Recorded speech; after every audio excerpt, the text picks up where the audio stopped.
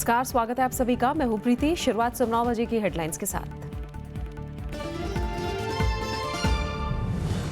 पाकिस्तानी जासूस के पकड़े जाने के बाद पाकिस्तान ने की बदले की कार्रवाई। भारतीय अधिकारी सुरजीत सिंह को देश छोड़ने का आदेश। पूर्व राष्ट्रपति मुशर्रफ की जासूसी पर रोक की वकालत।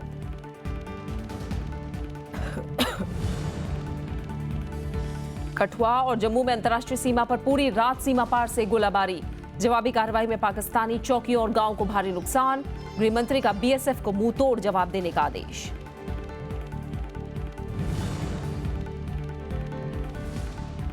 समाजवादी पार्टी के संकट पर अमर सिंह ने तोड़ी चुप्पी। कहा, पार्टी बचाने के लिए बलिदान को तैयार। गठबंधन पर चर्चा के लिए शिवपाल यादव की अजीत सिंह से मुलाकात आज।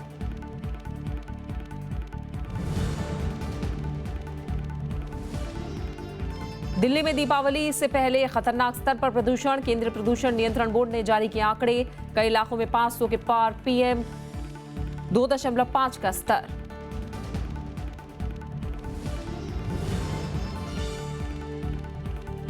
चीन की भारत में निवेश घटाने की चेतावनी। चीनी दूतावास के प्रवक्ता का बयान। कहा, उसके सामानों के बहिष्कार का भारत पर भी पड़ेगा असर।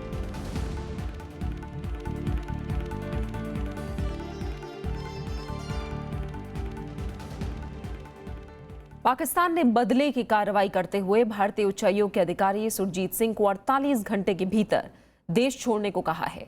पाकिस्तान उच्चायोग के एक सदस्य पर जासूसी का आरोप लगने और उसे भारत छोड़ देने के आदेश के महज कुछ घंटों के भीतर ही ये कार्रवाई की गई। गुरुवार रात पाकिस्तान सरकार ने भारतीय उच्चायुक्त गौतम बंबावले को तलब करके ये जानकारी दी। पाकिस्तान का आरोप है कि सुरजीत सिंह ने वियना कन्वेंशन और राजनयिक मानदंडों का उल्लंघन किया है। भारतीय उच्चायोग से कहा गया है कि वो 29 अक्टूबर तक सिंह और उनके परिवार के पाकिस्तान छोड़ने के लिए जरूरी व्यवस्था करे। और इससे पहले गुरुवार को भारत ने पाकिस्तानी उच्चायोग के कर्मचारी महमूद अख्तर को देश छोड़ने के लिए कहा था। अख्तर पर सुरक्षा बलों की तैनाती से जुड़ी अहम जानकारियां पाकिस्तान भेजने का आरोप है। इस मामले में 3 और लोगों को भी गिरफ्तार किया गया है। दिल्ली पुलिस ने गुरुवार को पाकिस्तानी जासूसी के बड़े नेटवर्क का भंडाफोड़ किया। जासूसी के आरोप में 2 भारतीयों को गिरफ्तार किया गया और पाकिस्तानी उच्चायोग के कर्मचारी महमूद अख्तर को भी हिरासत में लिया गया। हालांकि राजनयिक छूट होने के कारण उसे छोड़ दिया गया है। अख्तर ने अपनी असली पहचान छिपाने के लिए महबूब राजपूत के नाम पर बना आधार कार्ड भी दिखाया। वो पाकिस्तानी उच्चायोग के व्यापार प्रतिनिधि के सहायक के रूप में काम करता था। 2 लोग गिरफ्तार हुए हैं। इस एस्पियोनाज रैकेट में पाकिस्तान हाई कमीशन का एक मेंबर किंगपिन था, जो इंडियंस को रिक्रूट करता था, स्पाइस को, उनसे इंफॉर्मेशन लेके पाकिस्तान हाई कमीशन में देता था और आगे पास ऑन करता था। इस मामले में गिरफ्तार भारतीय नागरिक मौलाना इलियास अख्तर और सुभाष जांगिड़ राजस्थान के नागौर के रहने वाले हैं।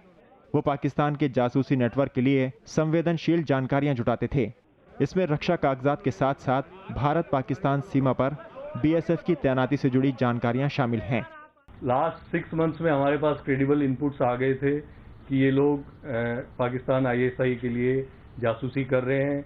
जो बॉर्डर एरियाज हैं वहाँ पे जो हमारे पैरामिलिट्री BSF का डिप्लॉयमेंट है, आर्मी का डिप्लॉयमेंट है, उसकी सारी जानकारी हासिल करके पाकिस्तान हाई कमीशन में जो पाकिस्तान इंटेलिजेंस ऑपरेटिव था महमूद अख्तर को दे रहे थे। भारत ने कड़ी नाराजगी जताने के लिए पाकिस्तानी उच्चायुक्त अब्दुल बासित को विदेश मंत्रालय बुलाया। उन्हें बताया गया कि अख्तर को 29 अक्टूबर तक भारत छोड़ना होगा। उन्होंने बताया कि 1997 में वो पाकिस्तानी सेना के बलूच रेजिमेंट में भर्ती हुए थे और 2013 में उन्हें प्रतिनियुक्ति के आधार पर इंटर सर्विसेज इंटेलिजेंस ISI में तैनात किया गया। सितंबर 2013 में उन्हें पाकिस्तान उच्चायोग में नियुक्त किया गया, जहां वो वर्तमान में श्री फारूक हबीब काउंसलर ट्रेड के सहायक के रूप में कार्य कर रहे हैं। इस बीच पाकिस्तानी विदेश मंत्रालय ने कर्मचारी को हिरासत में लिए जाने की निंदा की है। पाकिस्तान ने आरोपों को गलत बताया और कहा कि भारत पाकिस्तानी उच्चायोग के काम में बाधा डाल रहा है। उच्चायोग के कर्मचारी से जासूसी करवाकर पाकिस्तान ने दरअसल वियना कन्वेंशन का उल्लंघन किया है, लेकिन पहले भी पाकिस्तान इस तरह के काम कर चुका है। भारत ने साफ शब्दों में कहा है कि पाकिस्तान को इस तरह की हरकतों से बाज आना चाहिए। राज्यसभा टेलीविजन के लिए कैमरा पर्सन मनोज के साथ दिल्ली से अखिलेश सुमन। पाकिस्तान के पूर्व राष्ट्रपति जनरल परवेज मुशर्रफ ने मसूद अजहर को आतंकवादी करार दिया है। उन्होंने कहा कि मसूद अजहर पाकिस्तान में हुए कई बम धमाकों में शामिल रहा है। हालांकि अजहर को अंतर्राष्ट्रीय आतंकवादी घोषित करने के मसले पर उन्होंने चीन के नजरियों को लेकर सीधा जवाब नहीं दिया। एक भारतीय टीवी चैनल न्यूज नेशन को दिए गए इंटरव्यू में मुशर्रफ ने कहा कि चीन का मसूद अजहर से कुछ लेना देना नहीं है, इसलिए उसे इस मामले में शामिल नहीं किया जाना चाहिए। जबकि चीन संयुक्त राष्ट्र सुरक्षा परिषद में अजहर को अंतर्राष्ट्रीय आतंकवादी घोषित करने के प्रस्ताव पर हमेशा अड़ंगा लगाता आया है। गुरुवार को जासूसी के आरोप में पकड़े गए पाकिस्तान उच्चायोग के अधिकारी के मामले पर परवेज मुशर्रफ ने कहा कि अगर ऐसा है तो इसे रोका जाना चाहिए। आतंकवाद के मुद्दे पर वैश्विक मंच पर अलग थलग पड़ने के लिए मुशर्रफ ने इसे पाकिस्तान सरकार की कूटनीतिक नाकामी बताया। उधर जम्मू कश्मीर में संघर्ष विराम का उल्लंघन जारी है। समाचार एजेंसी ANI के मुताबिक 190 किलोमीटर लंबी संवेदनशील सीमा पर पाकिस्तान लगातार गोलाबारी कर रहा है। लोगों को घरों में रहने के लिए कहा गया है। उधर गृह मंत्री राजनाथ सिंह ने BSF से बात करके फायरिंग का मुंहतोड़ जवाब देने के लिए कहा है। न्याका और उसके बाद राजधानी खोड़ी नाड़ उस इलाके में हैवी शेलिंग हो रही है, तो मैंने इमीडिएटली अपने कंट्रोल रूम को इन्फॉर्मेशन पास की, तो उसके बाद सीनियर अफसरान के हुक्म के मुताबिक मैं यहाँ पहुँचा हूँ। पिछले 4-5 दिनों से लगातार जो दुश्मन देश है वो सीज़ फायर वायलेशन कर रहा है और धीरे धीरे वो अपनी इंटेंसिटी जो है सीज़ फायर वायलेशन की बढ़ाता जा रहा है। जैसे पिछले 2 दिनों में जो फायरिंग हुई है, काफ़ी हैवी फायरिंग हुई है, जिस वजह से माल मवेशी का तो काफ़ी नुकसान हुआ है और काफ़ी सारे लोग, हमारे कोई 20 के करीब लोग हैं जो इंजर्ड हुए हैं। जम्मू कश्मीर में सीज़ फायर उल्लंघन जारी है। पाकिस्तान की तरफ से मोर्टार बम दागे जा रहे हैं और स्वचालित हथियारों से गोलीबारी की जा रही है। नौशेरा, आरएसपुरा और अरनिया समेत कई और जगहों पर 15 से ज्यादा भारतीय चौकियों को निशाना बनाया जा रहा है। ANI के मुताबिक 190 किलोमीटर लंबी सीमा पर पाकिस्तान की तरफ से लगातार गोलीबारी की जा रही है। भारत की तरफ से इस गोलीबारी का माकूल जवाब दिया जा रहा है। BSF की जवाबी कार्रवाई में पाकिस्तान को भारी नुकसान पहुंचा है। LOC पर कई पाकिस्तानी टावर तबाह हो गए हैं। ऐसा है कि सर्जिकल स्ट्राइक्स के बाद तो पाकिस्तान काफ़ी डेस्परेट है और वो बताने के लिए कि नहीं हम भी हैं, इस प्रकार की वो हिमाकत कर रहा है, लेकिन हमारी तरफ से पूरा जवाब जा रहा है और उनको भी काफ़ी नुकसान हो रहा है। गोलीबारी की जद में 29 से ज्यादा गांव हैं। गोलीबारी में कई लोगों के जख्मी होने की खबर है, वहीं कई मकानों को भी नुकसान पहुंचा। गोलीबारी की वजह से लोग पलायन को मजबूर हुए हैं। सीमाई इलाकों में स्कूल भी बंद हैं। जितनी ज़बरदस्त फायरिंग आज हो रही है, इससे पहले कभी भी नहीं हुई, तो लोग अपने घर वगैरह छोड़ के भाग गए हैं। तकरीबन जितना ये सभी गांव जो है ये छोड़ के अपने घर को भागे हैं। कुछ लोग नाले में पत्थरों के नीचे छुप के गुजारा कर रहे हैं और कुछ लोग अपने मकान में जो खुफिया थोड़ी जगह है साइड में उसमें छुपे हुए हैं। बहुत ज़्यादा फायरिंग हो रही है और पाकिस्तान की तरफ से पूरे जितनी भी फायरिंग है पूरे ही हमारे घरों तक नीचे तक आई है जी। और लोग अपने घर छोड़कर नालों के अंदर हो गए हैं या पहाड़ी के नीचे हो गए हैं, तो घर छोड़ने पे मजबूर हो रहे हैं और बच्चे जो है जबरदस्त घबराए हुए हैं जी। गृह मंत्री राजनाथ सिंह हालात पर नजर बनाए हुए हैं। उन्होंने BSF प्रमुख से बात कर पाकिस्तान को उसी की भाषा में जवाब देने की बात कही है। इस बीच सेना ने गुरुवार को तंगधार सेक्टर में घुसपैठ की बड़ी कोशिश नाकाम कर दी। इस कार्रवाई में एक जवान शहीद हो गया और एक जख्मी है। सर्जिकल स्ट्राइक के बाद से अब तक पाकिस्तान 55 से ज्यादा बार सीज फायर का उल्लंघन कर चुका है। इस बीच प्रधानमंत्री नरेंद्र मोदी ने जम्मू कश्मीर में स्कूलों के बंद होने की चिंता जताई है। उन्होंने स्कूलों को खोलने के लिए जरूर एक्शन प्लान बनाने का निर्देश दिया है। Bureau report, Rajya Sabha TV. Samajwadi party में जारी विवाद को खत्म करने के लिए अमर सिंह ने खुद के बलिदान की पेशकश की है। उन्होंने कहा कि अगर ऐसा करने से सब कुछ सही हो जाए तो उन्हें इसमें कोई एतराज नहीं है। हालांकि अमर सिंह ने यह भी कहा कि वो कोई भी फैसला मुलायम सिंह के कहने पर ही लेंगे। वहीं दूसरी तरफ पार्टी के प्रदेश अध्यक्ष शिवपाल यादव आज RLD प्रमुख अजीत सिंह से मुलाकात करेंगे। समाजवादी पार्टी और मुलायम परिवार में पिछले कई दिनों से जारी सियासी उठापटक को लेकर गुरुवार को राज्यसभा सांसद अमर सिंह ने अपनी चुप्पी तोड़ी। उन्होंने कहा कि अगर उनके बलिदान से पार्टी में चल रहा विवाद सुलझ सकता है तो वो इसके लिए तैयार हैं। मुझे इस बात से बहुत पीड़ा हुई है कि उन्होंने इस तरह के शब्दों का उपयोग किया है, और अगर ये राजनीति है तो इस तरह की राजनीति में मैं नहीं रहना चाहता। और अगर मेरी कुर्बानी से इस समस्या का समाधान होता है, मैंने मुलायम सिंह से नहीं कहा था कि मुझे आप समाजवादी पार्टी में ले लें। मुख्यमंत्री अखिलेश यादव की तरफ से दिए गए बयान को लेकर अमर सिंह ने दुख जताया। वहीं समाजवादी पार्टी से बाहर किए गए नेता राम गोपाल यादव से अमर सिंह ने खुद को जान का खतरा भी बताया। उधर पार्टी के प्रदेश अध्यक्ष शिवपाल यादव ने कहा कि उत्तर प्रदेश में बीजेपी को सत्ता में आने से रोकने के लिए समाजवादी पार्टी बिहार चुनाव की तरह महागठबंधन फॉर्मूला अपनाएगी। उन्होंने ये भी साफ किया कि उनकी हसरत मुख्यमंत्री बनने की नहीं है। जो जिम्मेदारी दी है नेताजी ने, उस जिम्मेदारी को मैं निभाऊंगा, नेताजी के साथ रहूंगा, नेताजी का जो आदेश होगा उसका मैं पालन करूंगा। लेकिन हमेशा सर पर ये भी कहेंगे हम इकट्ठा करेंगे, जोड़ेंगे, जितने भी सेकुलर लोग हैं हम सबको इकट्ठा करेंगे। इससे पहले समाजवादी कुनबे में सत्ता और संगठन के बीच चल रही तल्खी का एक और नजारा दिखाई दिया। पार्टी मुखिया मुलायम सिंह यादव यश भारती पुरस्कारों के वितरण कार्यक्रम से दूर रहे, जबकि खुद मुलायम सिंह ने 1994-95 में इसकी शुरुआत की थी। ये पहला मौका था जब मुलायम सिंह इस कार्यक्रम में नहीं पहुंचे। Bureau report, Rajya Sabha TV. खबरें जारी हैं, लौट रहे हैं एक छोटे से ब्रेक के बाद।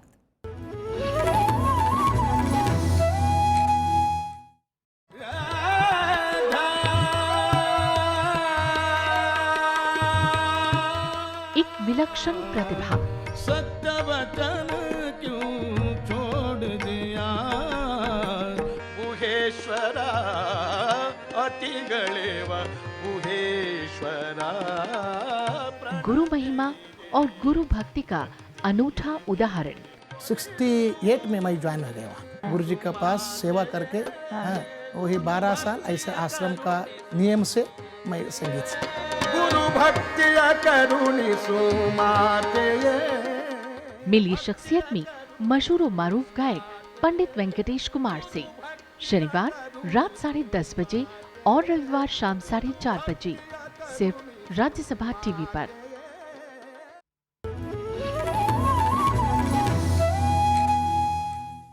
सरकार ने केंद्रीय कर्मचारियों को दिवाली का तोहफा देते हुए 2% महंगाई भत्ते का ऐलान किया है। कर्मचारियों और पेंशनधारियों को जुलाई 2016 से एरियर मिलेगा। गुरुवार को केंद्रीय मंत्रिमंडल की बैठक में सरकारी कंपनियों की हिस्सेदारी बेचने के नीति आयोग की सिफारिश को भी मंजूर कर लिया गया। प्रधानमंत्री नरेंद्र मोदी की अध्यक्षता में गुरुवार को हुई केंद्रीय मंत्रिमंडल की बैठक में कई अहम फैसले लिए गए। केंद्र सरकार ने कर्मचारियों और पेंशनर्स को 2% महंगाई भत्ता देने के प्रस्ताव को मंजूरी दी। बढ़ा हुआ डीए जुलाई 2016 से मिलेगा। एक इंस्टॉलमेंट डियरनेस अलाउंस की केंद्रीय सरकार के कर्मचारियों को और डियरनेस रिलीफ पेंशनर्स को 1 जुलाई 2016 से दी जाए। और ये जो रिलीज की गई 1 जुलाई 2016 से ये 2% का रिलीज है। केंद्रीय मंत्रिमंडल ने नेशनल एकेडमिक डिपॉजिटरी ओडिशा के बहरामपुर में IICER बनाने को भी मंजूरी दी। इसके अलावा मंत्रिमंडल ने सरकारी कंपनियों की हिस्सेदारी बेचने के नीति आयोग की सिफारिशों को भी मंजूरी दे दी। In principle, the cabinet approved of the recommendations. With regard to some of the units about which the recommendations were made, it was decided that each case amongst the recommendations would now be brought up separately for consideration after its examination by the Department of Disinvestment and the concerned ministries of the Government of India.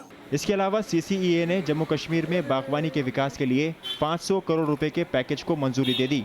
ये प्रधानमंत्री के जम्मू कश्मीर के लिए ऐलान किए गए विशेष package का हिस्सा है।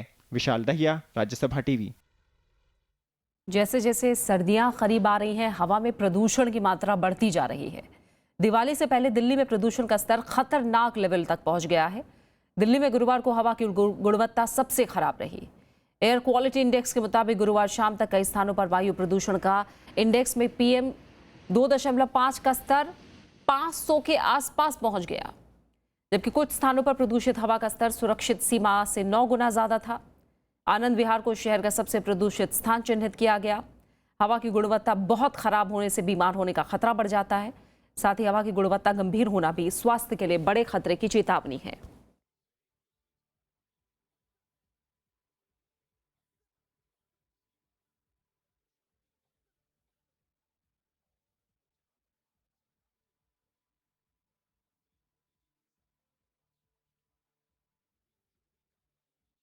तमिलनाडु में 1 नवंबर से राष्ट्रीय खाद्य सुरक्षा कानून लागू हो जाएगा। गुरुवार को राज्य सरकार ने इस फैसले को मंजूरी दी।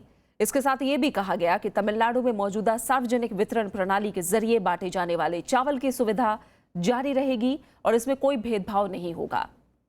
ये फैसला तब लिया गया है जब केंद्र की तरफ से राज्य को कहा गया कि खाद्य सुरक्षा कानून लागू नहीं किए जाने की वजह से तमिलनाडु को गरीबी रेखा से ऊपर के लोगों को दिए जाने वाले खाद्यान्न निकाले गए न्यूनतम समर्थन मूल्य की दर पर ही उपलब्ध होंगे। चक्रवाती तूफान क्यांत के कमजोर पड़ने पर लोगों ने राहत की सांस ली है। हालांकि मौसम विभाग ने अब भी बारिश और तेज हवाओं की आशंका जताई है। प्रशासन का कहना है कि वो किसी भी स्थिति से निपटने के लिए तैयार है। इस बीच मछुआरों को समुद्र में नहीं जाने की सलाह दी गई है। बंगाल की खाड़ी में उठा चक्रवाती तूफान कयांत अब कमजोर पड़ गया है। शनिवार को तूफान आंध्र प्रदेश के तटीय इलाकों से टकराएगा। मौसम विभाग के मुताबिक राज्य में अगले 2 दिन तक बारिश और तेज हवाएं चलेंगी। Tomorrow and day after tomorrow, West Andhra Pradesh will be experiencing isolated rainfall will be there of the light to moderate rain only. The system is going to be weakened further and further, so the system will not reach the coast in the due course. However, the state of sea and strong winds will continue for the next 2 days. Andhra Pradesh के तटीय इलाके अवनीगट्टा, कोदुरु, मछलीपट्टन, पेटाना, कृतिवेन्नू में प्रशासन को alert कर दिया गया है। तूफान की वजह से मछुआरों को समुद्र में नहीं जाने की सलाह दी गई है। समुद्र में गए मछुआरों से भी संपर्क किया जा रहा है। प्रशासन का कहना है कि वो किसी भी हालात से निपटने के लिए तैयार है। The district administration has alerted all the coastal mandals, the Avanigadda, Koduru, Machilipatnam, Pedana, Kruttivennu. They are requested to be at their respective headquarters and see that all the provisions are stocked in advance. गुरुवार को मौसम विभाग ने तटीय इलाकों में alert जारी किया था, जिसके चलते नौसेना के 5000 से ज्यादा कर्मियों को जहाजों, गोताखोरों, डॉक्टरों, नौकाओं और हेलीकॉप्टरों के साथ अलर्ट पर रखा गया है। Bureau report, Rajya Sabha TV. Noida toll पर टोल वसूली पर रोक के खिलाफ आज सुप्रीम कोर्ट सुनवाई करेगा। टोल ब्रिज कंपनी लिमिटेड ने डीएनडी को टोल फ्री करने के इलाहाबाद हाईकोर्ट के फैसले को गुरुवार को सुप्रीम कोर्ट में चुनौती दी थी। बुधवार को हाईकोर्ट ने दिल्ली और नोएडा को जोड़ने वाले डीएनडी फ्लाईवे को टोल फ्री कर दिया था। कोर्ट ने सुनवाई के दौरान सख्त लहजे में कहा था कि टोल ब्रिज कंपनी मनमाने तरीके से टोल की वसूली कर रही है। कंपनी की इसी मनमानी के विरोध में पिछले 4 साल से मामला अदालत में था। कोर्ट में डीएनडी को टोल फ्री करने को लेकर कई याचिकाएं दायर की गई थी। याचिकाओं में कहा गया था कि लागत की वसूली पूरी होने के बाद टोल टैक्स वसूला जा रहा है। त्योहारों के सीजन के बीच चीन के उत्पादों का बहिष्कार करने पर चीन की तरफ से बयान आया है। चीन ने कहा है कि इस तरह के मामलों से कंपनियों के निवेश पर असर पड़ेगा। इससे दोनों देशों के बीच संबंधों पर भी फर्क पड़ेगा। बाजारों में चीन के सामान के विरोध की खबरों के बीच चीन ने प्रतिक्रिया दी है। चीन ने कहा है कि अगर बहिष्कार अभियान ने तेजी पकड़ी तो इसका असर दोनों देशों के द्विपक्षीय संबंध और भविष्य में होने वाले निवेश पर पड़ सकता है। चीन ने कहा कि भारत में इस तरह के सामान निर्यात चीन के कुल निर्यात का महज 2% है। चीनी दूतावास के प्रवक्ता झी लियान ने गुरुवार को कहा कि अगर ये विरोध लंबे समय तक चला तो इसका असर सिर्फ चीनी उत्पादों की बिक्री पर ही नहीं पड़ेगा, बल्कि भारतीय उपभोक्ता बाजार पर भी इसका नकारात्मक असर देखने को मिलेगा। चीन आतंकवाद समेत कई मुद्दों पर पाकिस्तान का साथ दे रहा है। इसके चलते ये विरोध शुरू हुआ है। एक रिपोर्ट के मुताबिक दिल्ली के सदर बाजार में चीन के सामानों की बिक्री में 20% की कमी आई है। इसका असर दूसरे सामानों की कीमत पर पड़ सकता है, जबकि पिछले 15 सालों में भारत और चीन के व्यापार में 24 गुना बढ़ोतरी हुई है। साल 2000 में ये कारोबार $2.9 अरब का था, जो 2015 में 71.6 अरब डॉलर तक पहुंच गया। हालांकि पिछले साल भारत 50 अरब डॉलर के घाटे में रहा था। दक्षिण एशिया में चीन भारत का सबसे बड़ा कारोबारी साझेदार है और चीनी उत्पाद पर भारत की तरफ से कोई आधिकारिक प्रतिबंध नहीं लगाया गया है। अखिलेश सुमन के साथ bureau report, Rajya Sabha TV. Tata समूह ने साइरस मिस्त्री के आरोपों को बेबुनियाद बताया है। ग्रुप का कहना है कि मिस्त्री का ईमेल लीक माफी लायक नहीं है। समूह ने कहा कि गलत दावों के जरिए साइरस कंपनी की छवि खराब कर रहे हैं। उधर टाटा समूह के शेयरों में गिरावट जारी है। पिछले 3 दिनों में कंपनी को 26,000 करोड़ रुपए का नुकसान हो चुका है। चेयरमैन पद से हटाए जाने के बाद साइरस मिस्त्री और टाटा ग्रुप के बीच टकराव बढ़ गया है। साइरस मिस्त्री के आरोपों के बाद टाटा समूह ने सफाई दी है कि कंपनियों के वित्तीय विवरण पूरी तरह से सही और नियमों के मुताबिक हैं। बॉम्बे स्टॉक एक्सचेंज और नेशनल स्टॉक एक्सचेंज ने इस बारे में टाटा ग्रुप की लिस्टेड 27 कंपनियों से सफाई मांगी थी। इस बीच बाजार नियामक सेबी भी नियमों के उल्लंघन को लेकर पड़ताल कर रहा है। साइरस मिस्त्री ने टाटा के घाटे में चल रही कंपनियों की वजह से समूह की कंपनियों को 1800 करोड़ डॉलर के नुकसान की बात कही थी।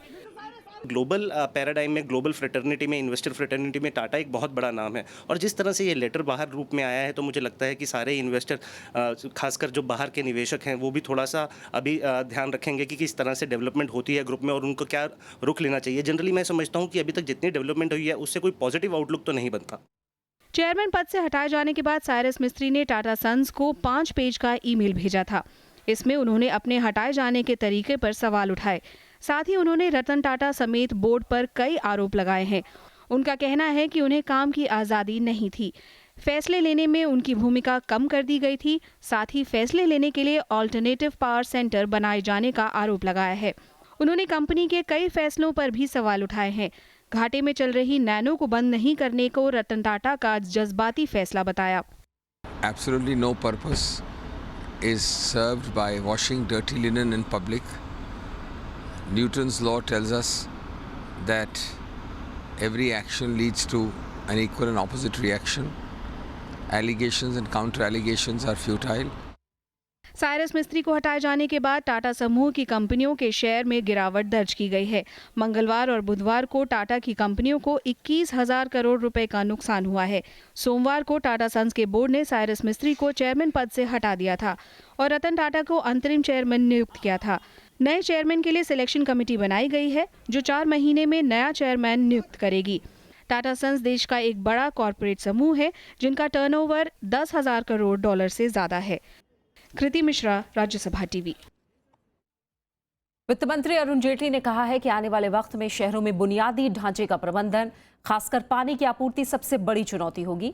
शहरों की आबादी लगातार बढ़ने के बीच उन्होंने ये चेतावनी दी है। हालांकि उन्होंने भरोसा जताया कि बढ़ते शहरीकरण से भारत के विकास को रफ्तार मिलेगी। वित्त मंत्री अरुण जेटली ने बुधवार को एशियाई विकास बैंक और Asian think tank development forum के कार्यक्रम में शहरीकरण की चुनौतियों पर बात की। उन्होंने कहा कि फिलहाल 31% आबादी शहरों में रहती है और ये आंकड़ा बढ़ता चला जा रहा है। वित्त मंत्री ने कहा कि आबादी बढ़ने के साथ बिजली की मांग बढ़ेगी और सड़कों को दुरुस्त रखना होगा। उन्होंने कहा कि सब तक पानी पहुंचाना सबसे बड़ी चुनौती होगी। Water would always remain a big challenge because management of that scarce resource is still one of the important challenges that we have ahead of us. वित्त मंत्री ने कहा कि पिछले कुछ सालों से वैश्विक अर्थव्यवस्था गंभीर चुनौतियों का सामना कर रही है। इसके बाद एशियाई अर्थव्यवस्थाएं विकास को रफ्तार दे रही हैं। Decisively, Asian growth rate is much higher than the global growth rate itself. Arun Jaitley ने कहा कि बड़े शहरों का विस्तार हो रहा है और इनके पास कई सिटी बस रही हैं। उन्होंने दिल्ली और मुंबई का उदाहरण देते हुए इन्हें विकास का इंजन बताया। कृति मिश्रा के साथ bureau report, Rajya Sabha TV. UPSC की ओर से कराई जाने वाली सिविल सेवा प्रारंभिक परीक्षा अगले साल अगस्त के बजाय जून में ही होगी। प्रारंभिक परीक्षा की तारीख 18 जून तय की गई है। संघ लोक सेवा आयोग 3 साल बाद जून में ये परीक्षा करवा रहा है। साल 2014, 2015 और 2016 में प्रारंभिक परीक्षा अगस्त में कराई गई थी। ये फैसला इसलिए लिया गया है ताकि परीक्षा की पूरी प्रक्रिया को समय पर ही संपन्न कराया जा सके। 2013 में सिविल सेवा प्रारंभिक परीक्षा 26 मई को कराई गई थी। यूपीएससी, आईएएस, आईएफएस और आईपीएस समेत कई शीर्ष सेवाओं के अधिकारियों के चयन के लिए परीक्षा करवाता है, जो 3 चरणों में होती है। अमेरिका ने फर्जी कॉल सेंटर का पर्दाफाश करने पर आभार जताया है। इस बीच फर्जी कॉल सेंटर चलाने वालों से जुड़े 61 लोगों पर अमेरिका की एक अदालत में आरोप पत्र दाखिल किए गए हैं। इसमें अमेरिका समेत दूसरे देशों के नागरिक शामिल हैं। इस घोटाले में करीब 15,000 से ज्यादा लोगों को धोखाधड़ी का शिकार बनाया गया। अमेरिका के सहायक अटॉर्नी जनरल लेसेली कॉडवेल ने इस बात की जानकारी दी है। उनके मुताबिक 8 राज्यों में 9 वारंट जारी किए गए हैं और 20 लोगों को गिरफ्तार भी किया गया है। मुंबई के करीब थाने में पुलिस ने 4 अक्टूबर को बड़े पैमाने पर 9 कॉल सेंटर पर छापे मारे और 70 से ज्यादा लोगों को गिरफ्तार किया था। इस मामले में ठगी के शिकार ज्यादातर अमेरिकी नागरिक हैं। इराक में जारी संघर्ष में अब तक 800 से ज्यादा आईएस आतंकी मारे जा चुके हैं। मोसल पर कब्जे के लिए इराकी सेना को कड़ी चुनौतियों का सामना करना पड़ रहा है। हिंसा की वजह से हजारों लोग पलायन को मजबूर हुए हैं। तेजी से आगे बढ़ता इराकी सैन्य बलों का काफिला, तबाह हो चुकी इमारतें, तस्वीरें मौसल के बाहरी शहर हमदानिया की हैं, जो अब आईएस आतंकियों से मुक्त हो चुका है। आतंकियों के खिलाफ चलाए गए अभियान में अब तक करीब 800 से ज्यादा आतंकी मारे जा चुके हैं। सैनिक अब मोसल शहर के काफी करीब पहुंच गए हैं। أن يبقى صامد وأن يكون ولاية ضمن ولايات داعش هي منطقة الحمدانية، والحمدانية هي ثاني أكبر قضاء في العراق، ومن ضمنها قصبة، هذه القصبة اللي احنا فيها كرمليش، وتحوي على تراث كبير। बारूदी सुरंगों को हटाने के लिए विशेषज्ञों की मदद ली जा रही है। मौसल के करीबी इलाकों में आईएस ने सुरंगों का जाल भी बना रखा है। सुरंगों के भीतर से भी आईएस आतंकी गठबंधन फौजों पर हमला कर रहे हैं। सेना और आतंकियों के बीच जारी लड़ाई में सबसे ज्यादा नुकसान आम नागरिकों को उठाना पड़ा है। हिंसा की वजह से हजारों लोग पलायन को मजबूर हुए हैं। लोगों को शरणार्थी शिविरों में पनाह लेनी पड़ी है।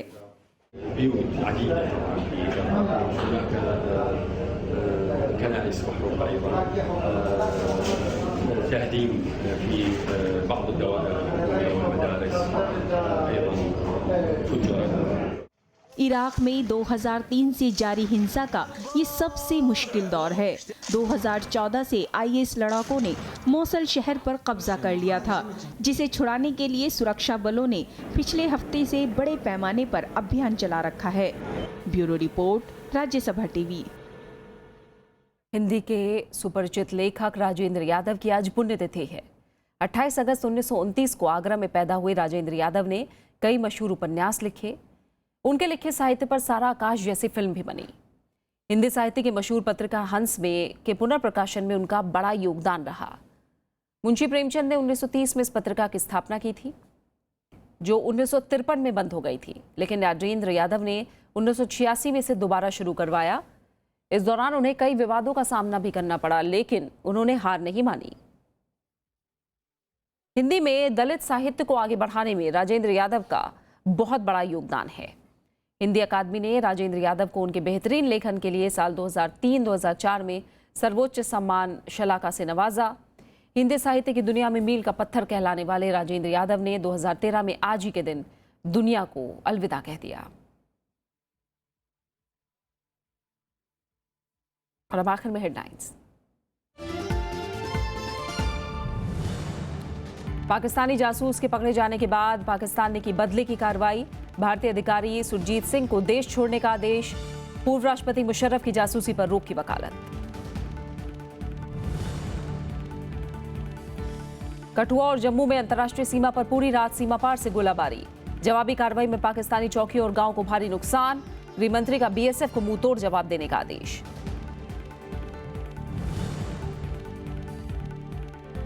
समाजवादी पार्टी के संकट पर अमर सिंह ने तोड़ी चुप्पी। कहा पार्टी बचाने के लिए बलिदान को तैयार।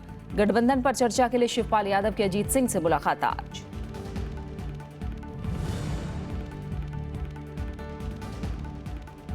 दिल्ली में दीपावली से पहले खतरनाक स्तर पर प्रदूषण। केंद्रीय प्रदूषण नियंत्रण बोर्ड ने जारी किए आंकड़े।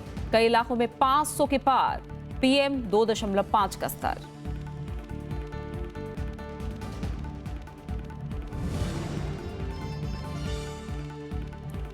चीन की भारत में निवेश घटाने की चेतावनी, चीनी दूतावास के प्रवक्ता का बयान, कहा उसके सामानों के बहिष्कार का भारत पर भी पड़ेगा असर।